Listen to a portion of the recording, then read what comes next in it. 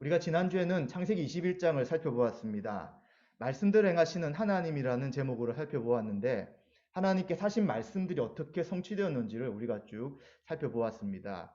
첫 번째 하나님의 말씀의 성취는 하나님이 약속하신 아들, 바로 아브람과 사라를 통해서 내 자손을 주실 것이다 하신 이삭이 100세에 태어난 것을 보았습니다. 그래서 어떤 사람이 과연 하나님이 자식을 주실까? 또 우리가 어떻게 웃을까라고 했지만 하나님이 웃음이라는 아들 이삭을 주심을 통해서 모든 사람과 함께 즐거워하는, 그리고 그 하나님의 자녀를 주신 것에 대해 찬양하는 것을 우리가 보았습니다. 또 그것뿐만 아니었죠. 아브라함은 이미 첫째 아들이 있었습니다. 양아들이라고 할 수 있지만 그러나 여종을 통해서 낳은 아들도 자신의 후손이기 때문에 그가 첫째로서의 역할을 감당할 수 있는 자였으나 하나님의 뜻은 이삭만이 하나님의 자손이다, 후손이다 라고 말씀하였습니다. 그래서 아브라함은 이러한 이스마엘이 이삭을 희롱하는 그 사건 이후에 그와 그의 어머니인 하갈을 쫓아내게 되죠. 그런데 하나님 어떻게 하십니까? 광야에서 울부짖는 그 이스마엘의 소리를 들으시고 그에게 다시 한 번 더 약속을 확증해 주시죠. 그에게 많은 민족을 줄 것이고 또 하나님이 그와 함께 하실 것이라는 그 말씀이 성취되어서 바란 광야에서 이스마엘이 자라게 되었고 하나님이 그와 함께 하셨다 하는 말씀을 성취하셨습니다. 실제로 약속의 아들은 아니었으나 아브라함이 하신 그 후손에게 주신 복이 또 이스마엘에게도 적용되어서 하나님 약속이 성취된 것을 보게 되죠. 그리고 또 하나의 성취는 바로 그랄 땅에 아브라함이 거주하고 있었는데 그곳의 왕과 또 군대 장관이 아브라함과 함께 언약을 맺게 됩니다. 이 언약을 통해서 우리가 너에게 후대한 것처럼 잘 대해준 것처럼 너도 우리의 후손들을 잘 대해주고 그리고 경계를 세워서 서로 침략하지 말 것에 대해서 언약을 합니다. 그리고 또 아브라함이 팠던 우물이 아브라함 것임에 대해서 확증하게 되면서 하나님께서 하신 약속, 복의 근원이 될 것이다. 또 너에게 복을 빌면 하나님이 복을 주시고 저주하면 너를 저주할 것이다 하는 그 말씀대로 어디에서 무엇을 하든지 하나님이 함께 하신다는 것을 아브라함과 그 주변의 사람들이 알도록 하나님이 약속을 성취하신 것이죠. 이것처럼 하나님은 반드시 그 하신 약속을 성취하신다 하셨고요. 그 성취하신 약속이 우리 가운데 말씀을 통해서 또 그리스도의 오심을 통해 또 성령의 내주하심을 통해서 성취되고 이루어지고 있다는 것을 생각하며 우리는 하나님의 은혜를 찬양하였습니다. 오늘은 창세기 22장을 통해서 미리 준비하시는 하나님이란 제목으로 함께 은혜를 나누고자 합니다. 이제 우리가 22장 1절에 보시면 우리가 생각해 볼 첫 번째 표현이 나타납니다. 뭐라고 표현합니까? 그 일 후에 라고 말씀하고 있죠. 그럼 그 일 후라는 건 어떤 것의 이후에 있는 일이냐면 바로 하나님이 아브라함에게 이삭을 주시고 그리고 이삭이 젖을 떼고 잔치를 벌이면서 이제 이스마엘이 쫓겨난 그러한 상황 가운데 하나님이 이제 아브라함을 시험하신다라고 말씀합니다. 하나님이 아브라함을 시험하시면서 무엇을 이야기하시냐면 내 아들, 내 사랑하는 독자 이삭을 데리고 모리아 땅으로 가라. 그리고 알려준 한 산에서 이삭을 번제로 드리라 라고 분명히 이야기하는 거예요. 그런데 수식하는 표현들이 굉장히 우리의 마음을 힘들게 합니다. 내 아들이에요. 어떤 아들이 우리는 알잖아요. 100살의 어떤 아들이에요. 그리고 그 어느 과정 가운데 어마어마한 많은 일들이 있었습니다. 그리고 드디어 그 아들을 얻었고 이제 젖을 떼고 이제 이 이삭이 우리의 상속자고 하나님의 언약이 성취되었다는 것을 알고 있는데 그 아들, 사랑하는 아들인 거예요. 그리고 이 아들은 독자인 것입니다. 독자. 더 이상 자식을 얻을 가능성도 없고 이제 어떻게 될지도 알지 못하는 유일한 아들인 것이죠. 그런데 이 아들을 모리아 땅에 있는 어떤 한 산에서 번제로 드리라라고 이야기합니다. 우린 번제에 대해서 잘 이해가 안 될 수 있지만 그 당시 아브라함은 번제가 무엇인지 분명히 알고 있었습니다. 각을 떠야 돼요. 그리고 내장이나 안 좋은 것은 다 버려야 되고요. 불태우고요. 그리고 이 각을 뜬 살을 불을 태워서 하나님 앞에 드려서 하나님이 그것을 받으시는 이러한 제사기 때문에 아브라함은 이 아들을 번제로 드린다는 것에 대한 것이 어떠한 것인지를 다 알고 있는 것입니다. 그렇기 때문에 우리는 이 말씀을 들을 때 잘 이해가 안 돼요. 왜 하나님이 시험을 하시되 아들을 시험하실까? 또 왜 하나님 주신 아들을 번제로 드리라고 이야기하시는가? 이것이 그냥 하라고 하는, 하지 않아도 되는 이런 것인가? 아니면 정말로 이삭을 바쳐야 되는 그러한 것인가에 대해 우리는 굉장히 혼돈스럽고 물음표를 던질 수밖에 없습니다. 아브라함 입장도 마찬가지였을 거예요. 하나님 분명히 내 자손을 바다의 모래와 같이 그리고 하늘의 별과 같이 많이 주실다고 하셨는데 이 한 명인 아들을 죽인다면, 번제로 바친다면 하나님 약속이 어떻게 성취될 것인가? 반대되는 이야기를 하나님이 왜 하실까에 대해 의문이 들었을 것입니다. 그리고 자신은 이스마엘도 이제 쫓아버린 상황에서 이 이삭마저도 하나님 앞에 번제로 바친다면 또다시 자식을 잃은 그 고통에 휩싸일 수도 있는 상황 가운데 있는 것입니다. 그런데 우리는 3절에 굉장히 특이한 모습을 보게 됩니다. 정말 이런 고민을 해야 되고 망설여야 될 것이 그동안의 아브라함의 행적 가운데 나타나는데 아브라함은 망설인다는 표현이 전혀 없는 것이죠. 3절에 어떻게 합니까? 아침에 일찍이 일어나게 됩니다. 그 말씀을 듣자마자 그 다음날 일찍 서둘러서 떠나게 되는 거예요. 그리고 그는 이삭과 번제 쓸 나무를 쪼개어서 하나님이 알려준 곳으로 출발하게 되는 것이죠. 그리고 3일이 되었을 때 멀리 보니까 그 산이 보이는 것입니다. 그리고 산이 가까웠을 때 그 밑에 종들을 이야기합니다. 나귀와 함께 있으라라고 이야기하죠. 그리고 우리가 저기 가서 예배하고 우리가 너희에게로 돌아올 것이다 라고 이야기합니다. 그런데 이렇게 올라갈 때 이제 이삭이 아버지에게 묻는 거예요. 아버지, 불과 나무는 있는데 번제할 어린 양은 어디 있습니까? 지금 아브라함이 이삭을 번제로 드리려고 할 때 여러 가지 문제들이 걸려 있어요. 첫 번째는 부인이었을 거예요. 사라에게 이야기를 했으면 어떻게 될까? 그는 결정하기로 사라에게 묻지 않고 출발합니다. 또 이제 종들이 있는데 이 종들에게는 어떻게 이야기할 것인가?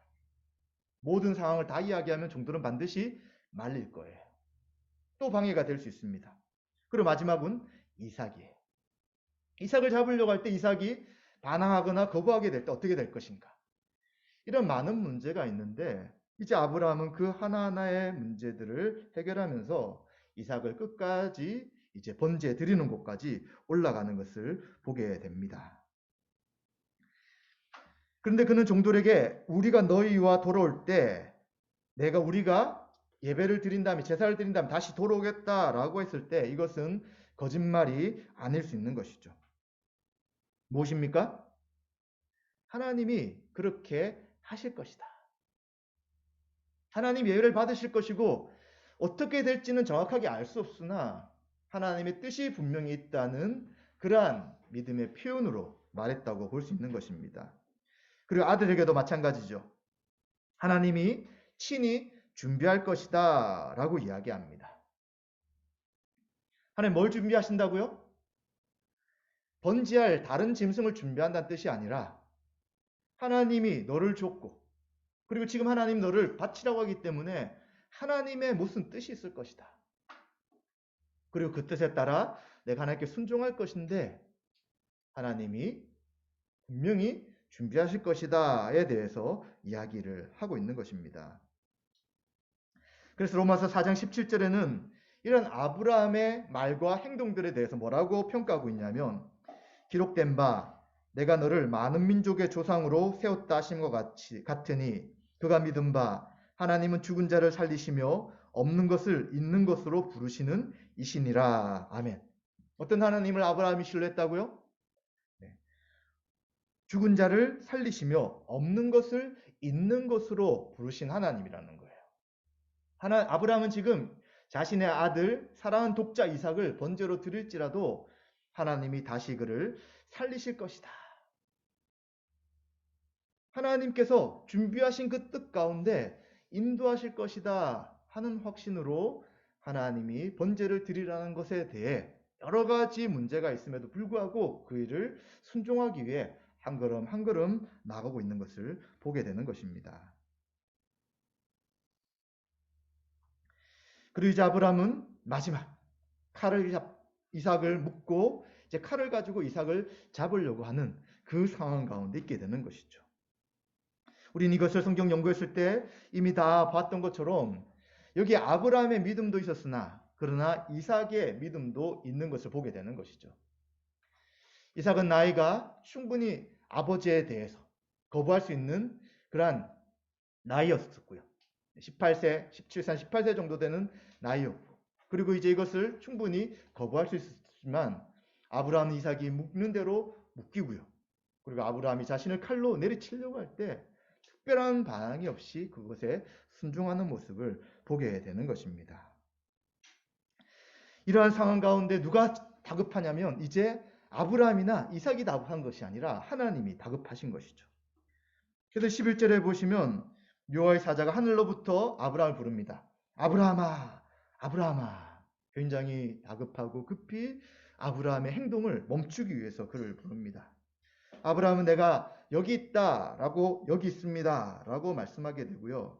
이제 여호와의 사자는 그 아이에게 손을 대지 말라, 그에게 아무 일도 하지 말라고 하시면서 내 아들, 내 독자까지도 내게 아끼지 아니하였으니 내가 이제야 내가 하나님을 경외한 줄을 아노라 라는 말씀을 해 주시게 되는 것입니다. 그래서 아브라함은 이러한 시험을 통과하게 되는 것이죠. 하나님이 알고자 한 것은 무엇이었냐면 아브라함이 나를 경외하느냐인 것입니다. 하나님을 두려워하며 섬기는 것입니다. 자신의 생각에 또 어떻게 보면 하나님이 하신 말씀에 충돌될 수 있지만 하나님이 하시는 것에 대해 그대로 따르고 그 하나님을 두려워하며 섬기는 자세가 있는지를 사랑하는 아들, 독자 이삭을 바치라는 그 사건을 통해 하나님은 알게 되신 것이죠. 그래서 하나님은 이제 그에게 무엇을 주시냐면 숯불에 걸려있는 수장을 보여주시고 이제 수장을 통하여 번제를 드리게 되면서 이제는 이 어려웠던 시험, 또 하나님이 아브라함이 어떤 마음을 가지고 있는지를 아시는 시험이 끝나게 되는 것이죠. 그래서 아브라함은 그 땅의 이름을 뭐라고 부르냐면 여호와의 이레, 하나님께서 준비하신다, 또 여호와의 산에서 준비되리라 라고 하면서 하나님이 모든 것들을 다 준비하셔서 이삭을 살리셨고 또 하나님의 약속을 성취해 나가셨다 하는 고백을 한 것을 우리는 보게 됩니다. 자, 그러면서 하나님께서는 그에게 하신 약속을 다시 한 번 더 확인시켜 주는 것이죠. 내 씨가 크게 번성할 것이다 라고 말씀하시고요. 또 내 씨가 그 대적을 성문을 차지할 것이다, 그 모든 대적을 정복할 것이다 라고 하시고요. 또 내 씨로 말미암아 천하 만민이 복을 받을 것이다 라고 말씀하시는데 이 약속은 이미 하신 약속에 대한 확인이고요. 그리고 이 약속은 이스라엘 백성에 대한 말씀이기도 하지만 결국은 아브라함의 후손으로 오실 예수 그리스도를 통하여 하나님 모든 대적인 사단과 그들을 따른 악한 귀신들이 멸망당할 것에 대해 하나님의 온전한 통치가 이루어질 것에 대한 예언이라고 우리는 생각해 볼 수 있습니다. 그렇기 때문에 이 아브라함은 히브리서 11장 17절부터 19절에 있는 말씀처럼 아브라함은 시험을 받을 때에 믿음으로 이삭을 드렸으니 그는 약속들을 받은 자로 돼 그 외아들을 드렸느니라. 그에게 이미 말씀하시기를 내 자손이라 칭할 자는 이삭으로 말미암았느니라 하셨으니 그가 하나님이 능히 이삭을 죽은 자 가운데서 다시 살리실 줄로 생각한지라. 비유컨대 그를 죽은 자 가운데서 도로 받은 것이니라. 아멘. 이 말씀처럼 바로 아브라함에게 부활의 신앙을 갖게 하셨고 또 그 부활의 신앙을 통하여 하나님이 이삭을 다시 살릴 것이라는 그 확신 속에 그의 믿음 행동이 있었고요. 이것을 통하여 하나님이 그의 신앙을 확인하시고 그에게 하신 약속을 다시 한 번 더 확인해 주시는 사건이 바로 오늘 이 22장의 말씀이다라고 말할 수 있습니다. 그리고 마지막 부분에서는 이제 아브라함 이후에 사라가 죽게 되고 그 다음 장, 그리고 사라가 죽었을 때 이제 이삭에게 부인을 얻도록 해주게 되는데 가나안 땅에 있는 사람이 아니라 바로 아브라함의 후손들 가운데 친척들 가운데 구하라고 하고 그 중에 한 사람인 부두엘의 딸 리브가와 이삭이 결혼하게 됩니다. 그래서 이 리브가의 족보가 어떻게 되는지를 설명하면서 새로운 사건으로 이어가기 위하여 끝부분에 이제 아브라함과 이삭의 최절정의 사건을 이야기하며 22장이 마무리되고 있습니다. 자, 우리는 이러한 말씀을 볼 때에 우선은 아브라함이 어떻게 이런 믿음을 가지고 있었을까 하는 생각을 좀 해보게 됩니다. 우린 그동안 아브라함의 삶을 쭉 보게 되잖아요. 12장부터 진행된 아브라함의 삶을 보았을 때 참 어떻게 저런 사람을 믿음의 조상이라고 할 수 있을까라는 생각을 할 수 있었고요. 또 어떤 면에서는 하나님이 누구신지를 분명히 알았으나 그가 가지고 있던 고정관념, 그가 여행을 할 때마다 자신을 오빠라고 하고 또 여동생이라고 말하라 하는 그 이야기를 함을 통하여 또 하나님의 약속을 깨트리게 할 수 있는 그런 행동을 했던 굉장히 어리석고 믿음이 없는 사람 같았으나 그러나 22장에 놀랍게도 이 정말 이해할 수 없는 어려운 시험을 아브라함은 굉장히 쉽게 극복해 나가면서 22장만 봤다면 야 정말 이래서 아브라함은 믿음의 조상이구나 라고 말할 수 있는 상황인 거예요. 그런데 우리는 이렇게 된 것이 자신의 어떠함이 아니라 하나님이 준비하신 것임을 우리는 알게 되는 것입니다. 마지막 하나님이 하란을 떠났어요. 75세에 떠나잖아요. 그리고 76세에 바로 이삭을 얻었다면 어떻게 되었을까요? 그 76세부터 시작되는 모든 인생이 하나님을 경외하기보다는 자기 생각과 뜻으로 계속 시행착오를 행할 수밖에 없는 그러한 연약한 상태에 있을 것을 우리는 짐작해 볼 수 있습니다. 뭐 만약이긴 하지만. 그러나 하나님께서는 이 수많은 시간과 훈련을 통해서 이제 아브라함이 토를 달지 않고 하나님이 죽은 자를 살릴 수 있는 구약에 유일하게 나타나는 부활의 신앙을 가질 수 있을 정도의 성숙해 하신 다음에 이 사건, 이 시험을 허락하신 것을 우리는 생각해야 되는 것이죠. 그래서 하나님 역으로 충분히 아브라함이 준비되었을 때에 이 최종적 시험을 하시는 것이고요. 그리고 아브라함이 모든 것을 하나님께 맡길 수 있는 그때에 이삭을 주심을 통해서 이제 이삭이나 다른 어떤 것에 관심을 두는 것이 아니라 오직 하나님이 어떤 분이시냐, 하나님이 어떻게 말씀하시느냐에 집중할 때 하나님은 아브라함에게 이 약속을 하시고 이러한 시험에 통과하도록 하셨다는 것을 생각해 보게 됩니다. 그래서 우리는 야 아브라함이 믿음이 대단하다라고 생각할 것이 아니라 하나님이 아브라함의 믿음을 이렇게 준비시키셨구나 하는 것을 생각해 봐야 합니다. 그렇게 해서 이제는 아브라함이 누구냐? 믿음의 조상이죠. 그런데 믿음의 조상이랄 때 무엇을 믿는 믿음을 바라봅니까? 아브라함의 어떤 행동들을 바라보는 것이 아니라 아브라함이 하나님이 하신 그 약속을 붙잡고 그리고 하나님이 하신 약속을 반드시 지키실 것이다 하는 약속 그리고 그 후손으로 오실 그리스도를 지금은 볼 수 없지만 하나님은 그 약속을 통해 후손이 주실 것을 후손을 통해 구원하실 그 약속을 붙잡도록 하신 것이 하나님이신 것을 우리는 기억해야 되는 것입니다. 사랑하는 성도 여러분, 하나님은 이런 분이십니다. 우리를 갑자기 우리가 할 수 없는 것을 하도록 하시는 분이 아니에요. 또 우리가 정말 믿음이 없는데 믿으라고 강요하시는 분이 사실 하나님이 아니신 거예요.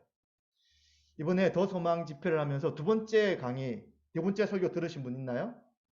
그때 설교하셨던 방길산 목사님이라는 분이 자신의 간증을 좀 이야기하셨어요. 자신 3대째 믿는 집안의 아들이라고 했어요. 아버지는 장로님, 어머니, 할머니는 권사님이에요. 근데 자신은 믿어지지가 않는다는 거예요. 그래서 늘 깨울 때마다 전쟁이었답니다. 그래서 어쩔 때는 깨웠는데 안 나와가지고 아버지가 구두를 던졌는데 바로 슉 지나가는 잘못했으면 바로 정통으로 맞아서 이마가 뚫릴 뻔했다. 그런 일도 겪었다는 사람인 거예요.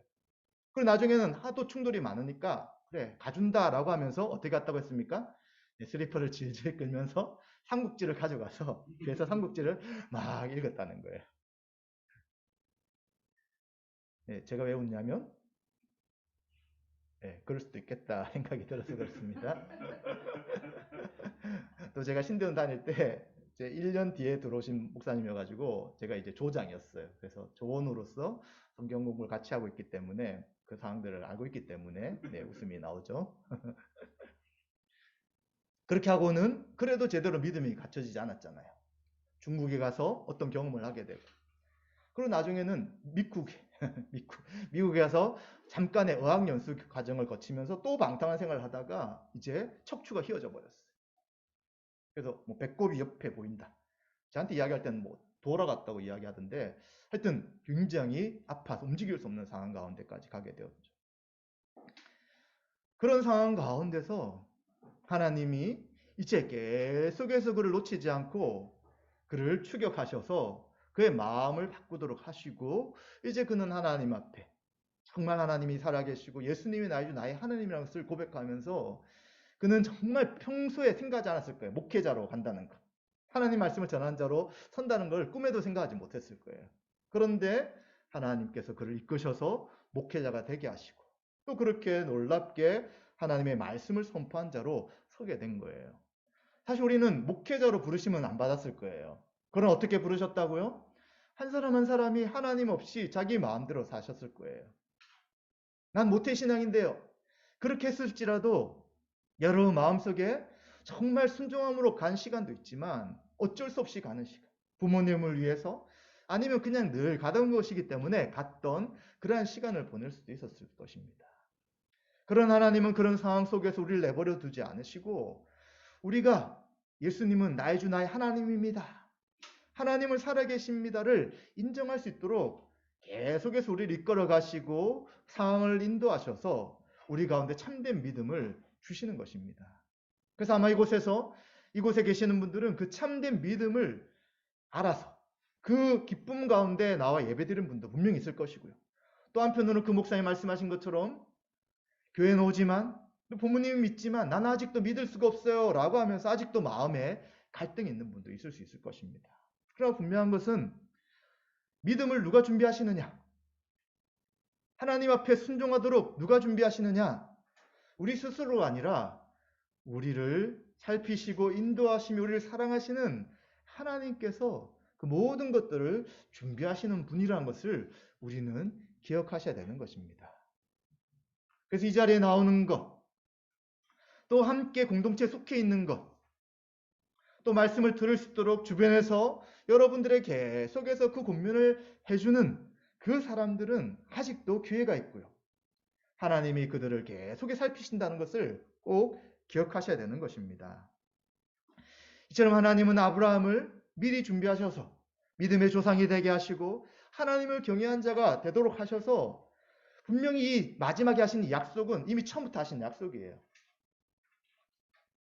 그렇기 때문에 하나님은 다 통과할 수 있는 것들을 준비시켜 주시고 다시 한 번 더 그 확정하셔서 내가 나를 경외한 줄을 알겠다라고 하시는 것은 이미 그가 경외한 자인 것에 대해 하나님이 준비하셨기에 그러한 약속을 다시 한 번 더 확인시켜 주시는 것입니다.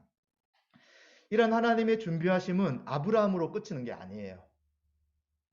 성경을 읽는 연구한 많은 우리의 선배들이 이 말씀을 통해서 놀라운 하나님의 구원의 역사를 살펴보게 됩니다. 어떻게 살펴보게 되냐면 뭔가 이 사건도 연결이 돼요. 지금 이야기하는 이 땅이 모리아 땅이잖아요. 이 모리아 산이 있는 이 땅을 성경에는 뭐라고 이야기하고 있냐면 역대하 3장 1절에 모리아는 예루살렘 성전 터다라는 말씀이 나타납니다. 학자들만의 정확한지 아닌지에 대한 논란이 있을 수 있지만 그러나 이 성경에 보시면 역대하에 보시면 분명하게 예루살렘 터라고 이야기하는 것이죠. 예루살렘 터에 무슨 일이 생깁니까? 그 성 안이 아니라 성 밖에서 골고다라는 곳에서 예수님이 십자가에 달려서 우리 죄를 대속하여 형벌대속적 죽음을 죽으시게 되는 것이죠. 그러면 이 이삭을 바치는 사건이 어떻게 예수님과 연결이 될까요? 이삭은 누구를 상징할 수 있냐면 이삭은 죄가 없다라고 말할 수 없어요. 아담의 모든 후손들은 다 하나님 앞에 범죄한 원죄를 가지고 있는 자들이죠. 이삭은 우리와 마찬가지로 하나님 앞에 죄를 범하고 원죄로 인하여 죽을 수밖에 없는 모든 인류를 상징하는 것입니다. 죽어야 되는 거예요. 하나님 앞에 자신의 죄로 인해서 심판받아야 되는 것입니다. 그런데 이 하나님의 심판이 있음에도 불구하고 이 심판을 뭐가 대신하게 됩니까? 바로 숯불에 걸린 어린 양이 대신하듯이 바로 모리아 산이란 곳, 예루살렘 터라고 이야기하는 그곳에서 어린 양 대신 예수님이 우리 죄를 대속하여 십자가에 죽으시는 것이 바로 하나님의 그 놀라운 구원의 계획에 대한 미리 준비하시는 것이다 라고 말할 수 있는 것이죠. 그래서 하나님은 이 이삭 사건을 통해서 아브라함 이삭을 번제로 드리려는 이 사건을 어디까지 계획하시고 준비하셨느냐? 바로 골고다에서 예수님이 십자가에 지시고 우리 죄를 위하여 죽으시는 그 사건까지도 생각하셨다기보다는 그 사건을 계획하시면서 이 아브라함과 이삭의 사건을 우리가 이해할 수 있게 되는 것입니다. 이것을 볼 때 하나님은 온 인류의 구원의 계획을 미리 준비하시고 그 모든 구원의 계획들을 이루어 가시는 것을 우리는 알게 되는 것이죠. 그래서 하나님이 이삭을 번제로 바치라고 했지만 어린 양을 바친 것처럼 우리가 죽어야 되지만 우리 대신 어린 양 대신 예수님이 죽으심을 통하여 하나님의 구속의 사건, 하나님의 사랑하시는 우리를 구원하시는 그 은혜가 얼마나 큰지를 우리에게 알도록 하시는 것이 바로 이 본문에 나타난 구속사적인 의미다라고 우리는 생각해 볼 수 있게 되는 것입니다. 사랑하는 성도 여러분, 이런 하나님께서 우리가 하나님의 백성이 되어 하나님 나라에 거하며 그 나라를 빼앗기고 상실한 모든 것을 누리게 하시는 그 하나님의 계획이 그리스도를 통해 성취된 것을 우리는 알고 있는 것이죠. 그럼 하나님 우리에게 준비하신 것이 무엇입니까? 바로 십자가 사건을 통해서 하나님과의 참된 교제인 것입니다. 우린 하나님을 스스로 찾을 수가 없었습니다. 하나님 누구신지 말씀에도 그 말씀을 기울이지 못하는 자들이었습니다. 그리고 믿음이라는 것이 우리에게는 찾을 수 없는 존재였어요. 그럼 어떻게 믿음 우리에게 주어집니까? 바로 십자가에서 예수 그리스도가 성취하신 하나님의 구속으로 인해 이젠 우리에게 믿음이 주어질 가능성이 생긴 거예요. 무엇을 보고 들을 때요? 예수님이 우리를 위해 십자가에 죽으셨다는 그 십자가의 복음을 들을 때에 믿음이 생기게 되는 것입니다. 그래서 하나님께서는 우리에게 구원받을 수 있는 유일한 길이 너가 선한 행동을 하고 너가 나를 따르고 이러한 것이 아니라 우리 스스로는 아무것도 행할 수 없기 때문에 오직 하나님의 은혜로 그리스도를 통해서 모든 것을 완성하셨는데 이제 그 말씀을 들을 때 그것을 받아들이고 수납하라고 말씀하시는 것이죠. 얼마나 감사합니까? 우리가 스스로 믿음을 쟁취하려고 해보십시오. 다른 종교를 보세요. 신에게 만족시키기 위한 그들의 노력은 너무나도 가상합니다. 너무나도 애를 쓰는 거예요. 조건을 스스로 만들어서 사실 그 신은 우상이기 때문에 말하지 않잖아요. 인간이 조건을 만들어요. 그리고 그 조건을 다루기 위해서 얼마나 애를 쓰고 나아가지만 그러나 답이 없어요. 답이 없어요. 말을 하지 못합니다. 살아서 역사할 수 없어요. 그러나 살아계신 하나님은 우리에게 모든 길들을 제시하시고요. 이제 모든 길이 제시된 것에 대해서 이미 역사적으로 또 우리에게 말씀을 주셔서 이제 그것을 듣고 믿도록 하시는 것이죠. 믿음이라는 것도 마찬가지예요. 그래, 내가 믿어야지. 이렇게 믿음이 생기지 않잖아요. 말씀을 들을 때, 아, 예수님 이런 분이시구나. 하나님이 예수님 보내신 이유가 이런 것이구나를 이해하게 하시고, 알게 하시고, 받아들이게 하시면서 우선은 우리의 생각의 변화를 일으켜 주시는 거예요. 그리고 생각의 변화 속에 이제 우리의 감정을 바꿔주시고요. 그리고 우리의 감정을 바꾸시고 행동을 하도록 하심을 통해서 전인적으로 하나님 앞에 믿음으로 반응하게 하시는 것입니다.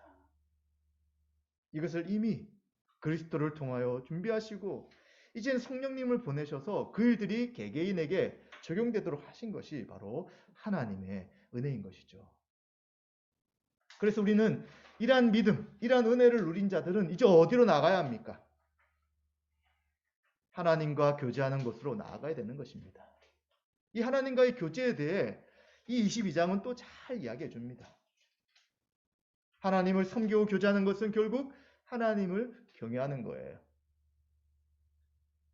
하나님의 말씀, 하나님의 뜻, 하나님이 누구신가에 대해 모든 관심을 집중하는 것이 바로 하나님과 교제하는 거예요. 그렇기 때문에 우리는 그 하나님의 유일한 말씀인 성경을 계속해서 연구하고 그 말씀을 들어야 되는 것이고요. 그리고 그 말씀을 들을 때 하나님이 누구신지를 생각하고 그 하나님과의 교제 속에서 하나님의 뜻을 우리는 발견하고 순종하도록 해야 되는 것입니다. 그런데 그 순종을 누가 하게 하신다고요? 하나님이 계속해서 우리를 인도하시는 것입니다. 왜 이 순종이라는 것이 중요하고 어렵냐면 우린 그동안 내 자신만 위해 살았어요. 그리고 하나님이 아닌 다른 어떤 것이 우리의 주인이 되어서 그 주인을 쫓으며 살았던 존재입니다. 그래서 우리 속에는 본성적으로 뭐가 있냐면 하나님을 우리의 주인으로 모시면서 경외하기보다는 내 뜻, 내 상황, 또 내가 원하는 것을 하는 것이 굉장히 빠른 존재들이 바로 우리들이기 때문입니다. 그렇기 때문에 성경에 나오는 수많은 말씀들을 볼 때 우리에게 무거울 때가 있어요. 힘들 때가 있어요. 그래서 사도 요한은 왜 힘들다고 이야기하냐면 안목의 정욕, 그리고 세상의 이생의 자랑, 육신의 정욕 이런 것들 때문에 하나님 말씀이 점점점 무거워지고 하나님 말씀보다 이런 것들을 더 하고 싶은 것과 계속 충돌이 생긴다고 분명하게 우리에게 말씀하는 것이죠. 사랑하는 성도 여러분, 지금도 하나님 우리에게 예배 가운데 또 성경을 연구하는 가운데 또 여러 사람들과 교제하는 가운데 하나님 뜻을 알려주실 거예요. 그런데 어떤 것들은 우리가 끝까지 받아들이지 않으려고 하는 부분이 생길 수 있습니다. 계속 말씀드렸죠? 하나님의 뜻, 성령의 열매는 뭐라고요? 성령의 9가지 열매인 것입니다. 그것과 반대되는 건 누구의 뜻이라고요? 하나님의 뜻이 아니라 사단의 뜻, 세상의 뜻, 자기의 뜻인 거예요. 우리 너무나 분별이 쉽습니다. 그런데도 불구하고 계속 우리는 그 두 가지가 충돌할 때 고민해요. 나는 싫은데, 내가 원하는 건 이게 아닌데, 나는 이걸 하고 싶은데, 왜 나의 생각과 감정을 꺾고 이걸 해야 되느냐라고 하면서 하나님의 말씀에 대해 자꾸자꾸 거부하려고 할 때가 있어요. 하나님과 교제하고 하나님을 경외하는 우리들은 그 상황에 잘 생각해야 됩니다. 성령 9가지 열매가 과연 무엇일까? 내 마음은 이런데 하나님의 말씀이 이것이라면 나는 여기서 어떻게 하는 것이 하나님을 경외하는 것인가? 라고 할 때 답은 너무 분명한 거예요. 너무 분명하다면 어떻게 해야 합니까? 이제 우리는 그 말씀에 순종하도록 우리의 자아, 우리의 자기에 우리가 좋아하는 것, 우리의 선택에 대해 싸움을 시작해야 되는 거예요. 왜 싸움이라고 표현하냐면 그런 생각이 금방 바뀌지 않기 때문입니다. 힘들어요. 어쩔 땐 좀 짜증나요. 내가 왜 그렇게 해야 되지 꼭? 이렇게 되는데 왜 내가 꼭 이렇게 해야 될까? 그러나 성령의 9가지 열매라면 그렇게 해야 되는 거예요. 그게 하나님을 경외하는 성도의 삶이기 때문입니다. 그러나 놀랍게도 하나님이 그러한 상황을 내버려 두지 않는 거예요. 아마 어떤 부분에 대해서는 계속해서 말씀하실 거예요. 잊을만 하면 에이 그냥 그렇게 말씀했겠지. 그냥 잠깐 이야기하신 거겠지라고 할 때 또 말씀하세요. 또 이야기하세요. 절대로 그 생각을 떠나지 않도록 우리 가운데 역사하십니다. 또 어떨 때는 환경이 자꾸 그렇게 갈 때가 있어요. 그리고는 이렇게 때문에 이렇게 된 것이 아닌가 하는 생각이 우리 가운데 떠나지 않을 때도 있습니다. 그리고 또 우리가 말씀을 읽고 기도할 때마다 그 마음에 대한 답답함들, 내가 이렇게 되는데 이걸 불순종하는 건 아닌가, 갈등하는 마음이 생길 수도 있습니다. 그래서 하나님 우리들에게 계속해서 하나님을 경외한지에 대해서 질문하고 계시는 것입니다. 사랑하는 누구누구야, 내가 정말 나를 경외하느냐?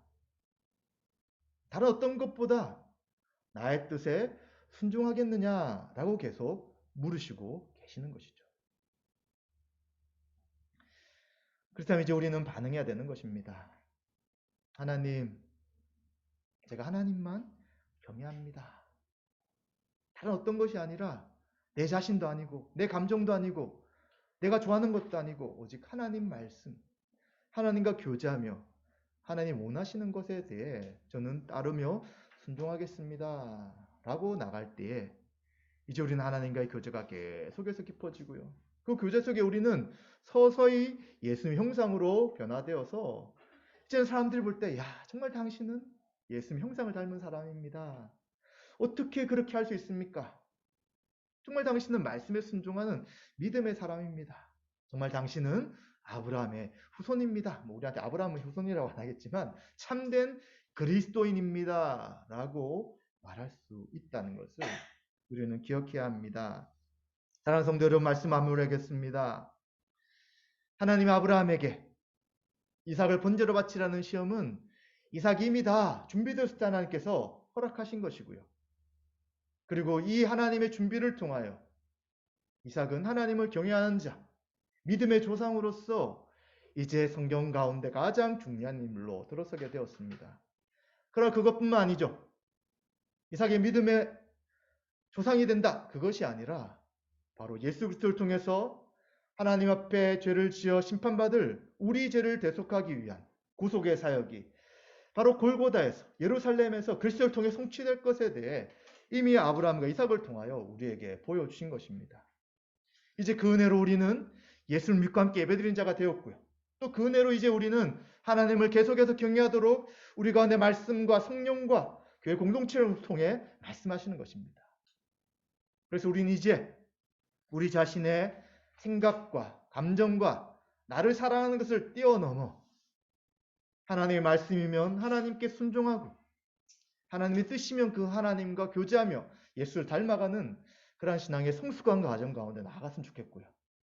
그러한 그 신앙의 성숙은 결국은 교회 안에서 드러나는 것이기에 지체들 간에 예배드리는 가운데 잃어버린 자들에게 복음을 전하는 가운데 우리가 하나님을 경외한 자로 인정받으며 또 하나님께서 미리 준비하셔서 우리의 신앙이 든든히 세워진 역사가 있으시기를 주님의 이름으로 축원드립니다.